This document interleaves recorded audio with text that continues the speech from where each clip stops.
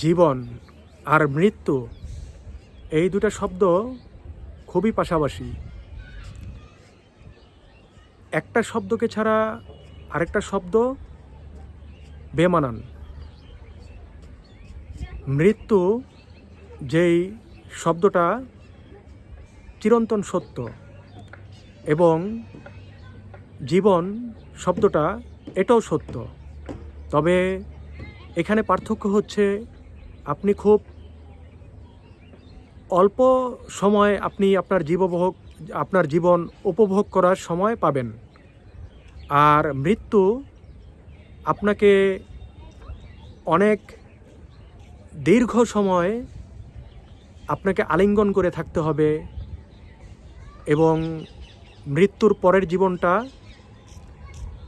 অনেক লম্বা, অনেক দীর্ঘ, যেই তুলনায় আমাদের এই দুনিয়াবী জীবনটা কিছুই না, জাস্ট একটা সরিষা দানার মতো বললেও বেশি হয়ে যাবে। তো মৃত্যুর জীবনটাই হলো মানুষের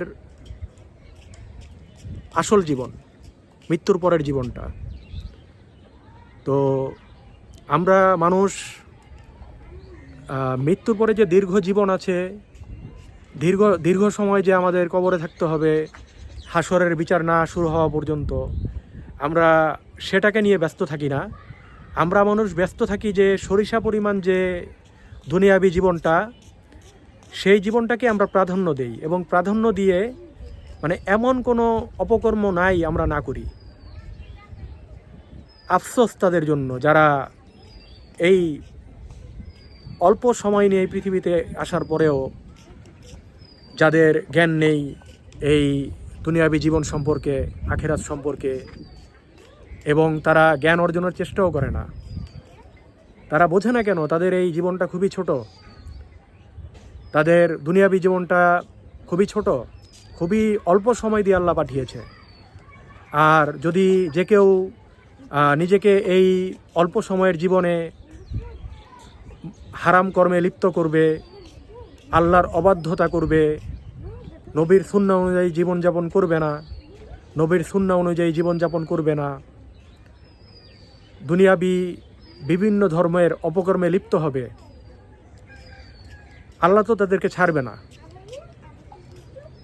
আল্লাহ তাদেরকে পাকড়াও করবেই, রেহাই নাই তাদের। তো আমাদের মধ্যে যাদের জীবন এবং মৃত্যু সম্পর্কে আমরা কোনো কিছু জানি না, আমাদের কোনো ইসলামিক জ্ঞান নেই, আমরা চেষ্টা করি জ্ঞান অর্জনের, তাহলে আশা করি আমরা সফলতা অর্জন করতে পারবো। সফলতা মানে দুনিয়াতে আপনার টাকা পয়সা, গাড়ি বাড়ি, ধন সম্পদ, এগুলোই সফলতা না। আল্লাহ আপনাকে অন্যভাবে সফল হয়ে এই পৃথিবী থেকে যেতে বলেছে। এই টাকা পয়সা, ধন সম্পদ আপনার তখন কোনো কাজে দিবে না। তো আসুন আমরা আল্লাহ যেভাবে আমাদের সফল হতে বলেছে, আল্লাহ যেভাবে সফল হয়ে আমরা গেলে আল্লাহ খুশি হবে, আমরা সেভাবে সফলতা অর্জন করার চেষ্টা করি। আল্লাহ আমাদের সেই তৌফিক দান করুক। আমিন।